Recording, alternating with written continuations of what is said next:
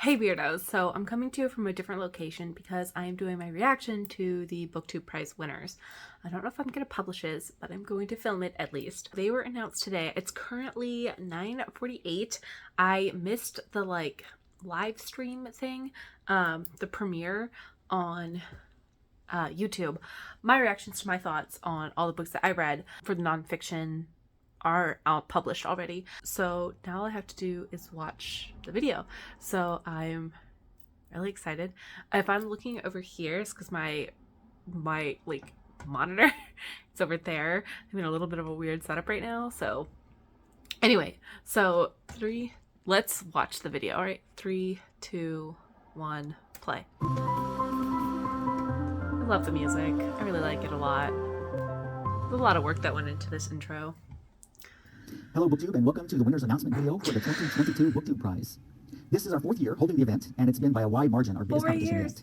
In addition to our fiction and nonfiction divisions, we've added a 3rd division this year for translated fiction, and for the first time we had more than 300 judges take part this year, representing more than 45 countries. Wow, we broke 300? If you're new to the Booktube Prize, the purpose of this competition is to give the real-world readers who participate for round 2 in April and May, and again for round 3 in June and July, and that gives us our 6 finalists for each division, which are judged in August and September. We recognize gold, silver, and bronze medalists in each division.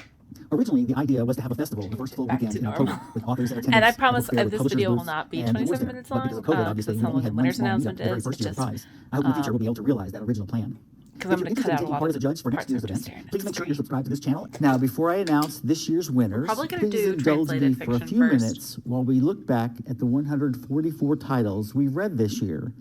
This might be a great time to grab some coffee or tea or even a delicious whiskey if you're celebrating like I am.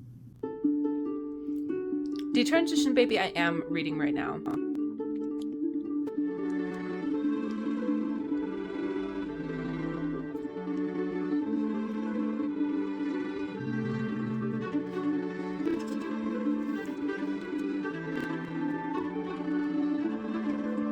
Ready goes to the throat.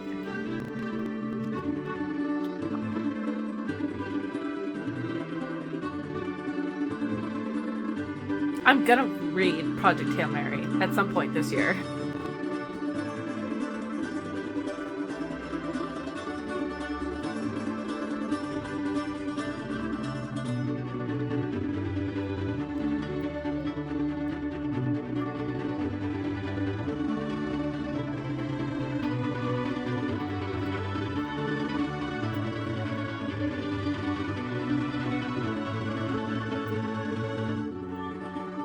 I'm reading The Chosen and the Beautiful right now.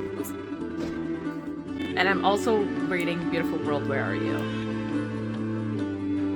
Sally Rooney's not the author for me. Sorry.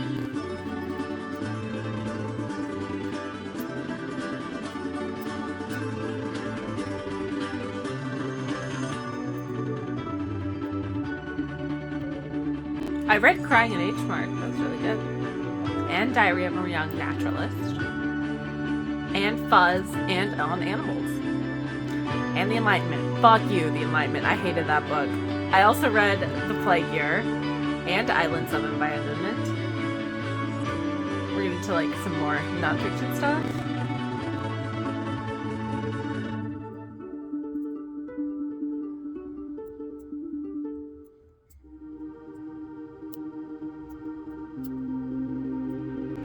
I read The Groundbreaking too. And Chasing Me to My Grave. That was pretty good. I'm reading... Well, no, actually, I did finish The Codebreaker. I did finish that, yeah. I read Facing the Mountain and Under a White Sky.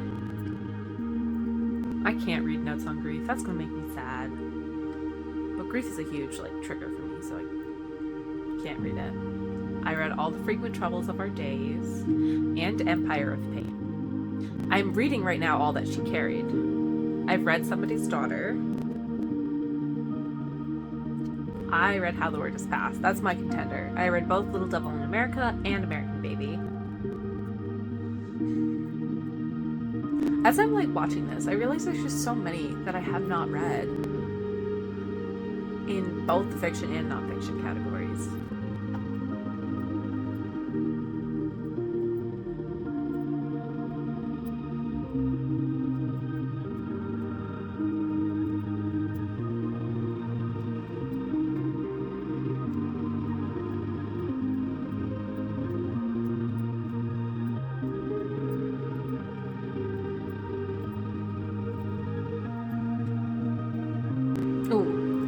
heard The Anomaly is good.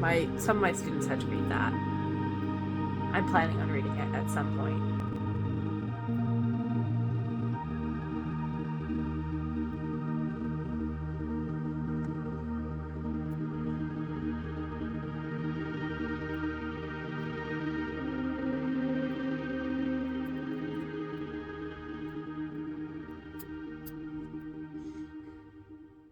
Oh, I own Strange Beasts of China. Are you ready to find out the results? I invite you to write down your predictions and see how you fared in guessing what books our judges favored. Let's get to the results. Okay, I don't think I've read any of the translated fiction, so I have no guesses for translated fiction, but I'm curious.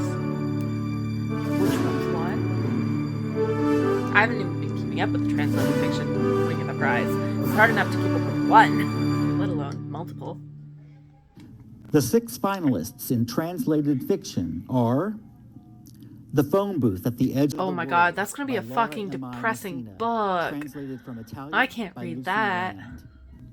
Inspired by true events, Yeah, it's Yui fucking loses her mother depressing. and daughter in a tsunami and wonders how she'll carry on. The novel is a moving, I can't read that story book. Oh about my the god. depths I'm sure of it's beautiful, but the I just lightness of can't. love, and the human longing to keep the people who are no longer with us close to our hearts. There's an NPR podcast How about to that, Order the Universe and by Maria Jose holy Ferrada, crap, I cried. I translated from can't read that Spanish book. by The Art of Losing by Alice Zeniter, translated from French by Frank Wynne. Most of all, it is an immersive, riveting excavation of the inescapable legacies of colonialism, immigration, family, and war. The Art of Losing sounds good. Quiet by Zulfu Livaneli, translated from Turkish by Brendan Freely. The Anomaly by Hervé Letellier, Yep. translated from French by Adriana My kids have Hunter. to read that. In their own So I'm way, planning on the reading it. passengers of Air France Flight 6 were all living double lives when they boarded the Paris to New York flight. As the flight is about to start its descent into JFK, they hit a shockingly violent patch of turbulence, emerging on the other side to a reality both perfectly familiar and utterly strange. Interesting. An ingenious, timely variation on the doppelganger theme, The Anomaly taps into the parts of ourselves that elude us most. My kids who've read it said it's good. Brickmakers by Selva Almada, translated from Spanish by Annie McDermott. The patriarchs of 2 families of brickmakers have for years nursed a mutual hatred, but their teenage sons somehow fell in love. With Romeo and Juliet overtones, Brickmakers furthers Almada's extraordinary exploration of masculinity and the realities of working-class rural life. I'm down for the Brickmakers just because it's gay. Okay, which one do I think I'm going to win? You know, I'm going to trust my students on this one, and I'm going to go with The Anomaly. But I don't know, it could be any of them. They all sound really good. In third place, our bronze medal goes to Brickmakers by Selva Almada, translated by Annie McDermott. In second place, our silver medal goes to The Art of Losing by Alice Zeniter, translated really by Frank Wynne. So fair. Okay. And our gold medal for 2022 goes to The Anomaly by Hervé Letellier, translated just by based Adriana off Hunter. of trusting my kids. Wow, look at what my kids can do for me. All right, so now nonfiction. This is the prize that like matters for me, at least, because I judge this. The 6 finalists in nonfiction are A Little Devil in America, I'm not going to Notes rehash and Praise my of last Black Performance opinions. by Hanif Abdurraqib. How the Word is Passed, A Reckoning with the History of Slavery Across America by Clint Smith. Beginning in his hometown How the of Word New is Passed Orleans, is my Smith leads the number reader one pick. on Under a White Sky, The Nature of the Future by Elizabeth Colbert. I think I've been pronouncing Elizabeth's last name as Colbert, not Colbert. So pervasive are human impacts Wow. on the planet. I feel like it's Silly Billy. Facing the Mountain, a true story of Japanese-American heroes in World War II by Daniel James Facing the Bland. Mountain was my number 2 pick. Chasing Me to My Grave, an artist's memoir of the Jim Crow South by Winfred Rembert, as told to Aaron I. Kelly. Empire of Pain, The Secret History of the Sackler Dynasty by Patrick Radden Keefe. Keefe's previous book, Say Nothing, was our nonfiction silver medalist in 2020. That's right, it was. Empire of Pain is my 3rd choice. Okay, here we go. What is what?